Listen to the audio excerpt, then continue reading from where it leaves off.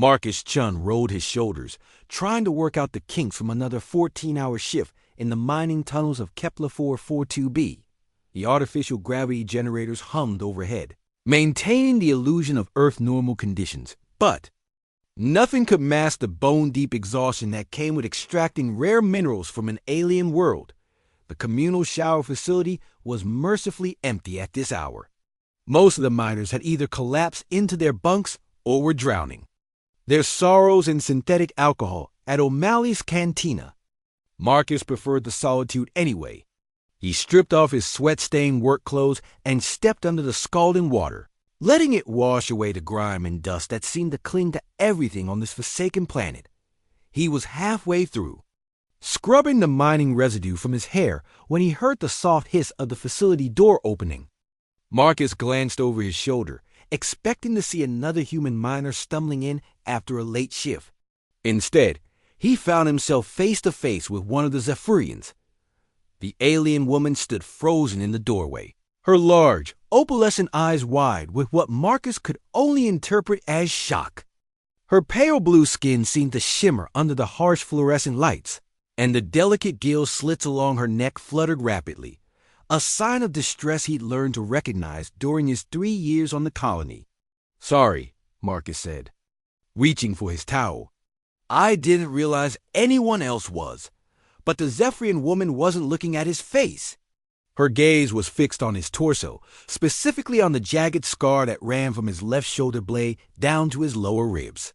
The old wound was a pale, raised line against his tanned skin, a memento from his days as a combat medic in the Terran Colonial Marines. "You?" the woman whispered, her voice carrying the melodic undertones that characterized Zephyrian speech. "You can't be real." Marcus frowned, wrapping the towel around his waist. He'd encountered plenty of curious aliens during his time in the colonies, but none had ever reacted to his scars with such apparent terror. "I'm real enough," he said cautiously. "Are you all right? You look like you've seen a ghost." The Zephyrian woman, her name was Lirale. He remembered now, one of the cultural liaisons assigned to smooth relations between the human miners and the indigenous population, took a step backward. Her hands trembled as she pressed them. "Against the doorframe. The mark," she breathed. "The scar of the deathless ones. It's exactly as the archives described." Marcus's blood ran cold.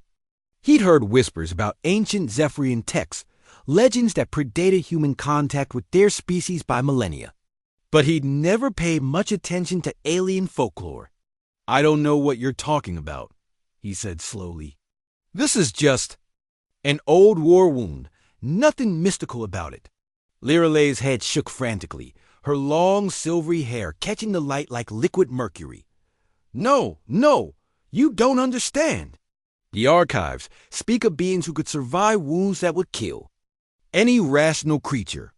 Warriors who would throw themselves into impossible battles, not because they were invincible, but because they refused to surrender even when death was certain. She stepped closer now, her fear apparently overridden by fascination. The text describes a marking, a jagged line that cuts across the torso of those who have gazed into the void and chosen to fight anyway. We thought it was metaphorical, a symbol of spiritual resilience. Marcus felt a chill that had nothing to do with the cooling water on his skin. What else do these archives say? That the deathless ones would come from beyond the stars when the galaxy faced its darkest hour. That they would be small in stature, but infinite in stubbornness. That they would look at impossible odds and say, "Hold my beer." Despite everything, Marcus almost smiled. That last part sounded distinctly human, even filtered through ancient alien prophecy. "I got this scar on Proxima Station," he said quietly. The hegemony had overrun the medical bay. "I was trying to evacuate wounded civilians when a plasma burst. Brought down half the ceiling. Should have died that day. Hell, the doctor said I did die, for almost 3 minutes." Lirale's gill slits fluttered faster. "But you came back." "I came back," Marcus confirmed. "Had work to finish." The alien woman stared at him for a long moment, her opalescent eyes reflecting depths of understanding that transcended species barriers. Finally, she spoke again, her voice barely above a whisper. The archives say that the deathless ones don't fight because they cannot die. They fight because they cannot give up. Because somewhere in their genetic code, surrender was edited out and replaced with spite. Marcus laughed despite himself. Spite's as good a word as any, I suppose. There's more, Lirelei continued. The prophecy speaks of a time when the galaxy will face an enemy that feeds on despair, that grows stronger with each world that submits to hopelessness. It says that only the deathless ones will have the sheer bloody-minded determination to keep fighting when victory becomes impossible. A chill ran down Marcus's spine that had nothing to do with the cooling air. Recent reports from the outer colonies had been troubling. Ships going dark, entire systems falling silent. The colonial authority had been playing it down, calling it equipment failures and communication glitches. But what if it was something else? These archives, Marcus said carefully. How old are they? Pre-stellar. Our civilization recorded them before we achieved faster-than-light travel, before we knew other species existed. Lirelei's voice carried a note of awe. They've been waiting for you, Marcus Chun. All of them. Every human who bears the scars of impossible survival. Marcus looked down at the raised line of tissue that marked his torso. Just an old war wound, he'd always thought.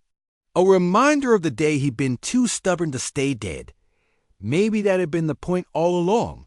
Well, he said, meeting Lirelei's gaze with a grim smile. I guess we better not keep destiny waiting.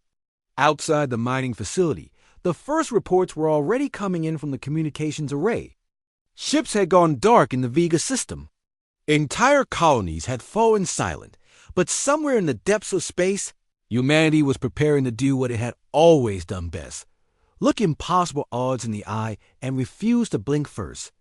The universe was about to learn why humans were called the deathless ones, and it was going to regret that lesson.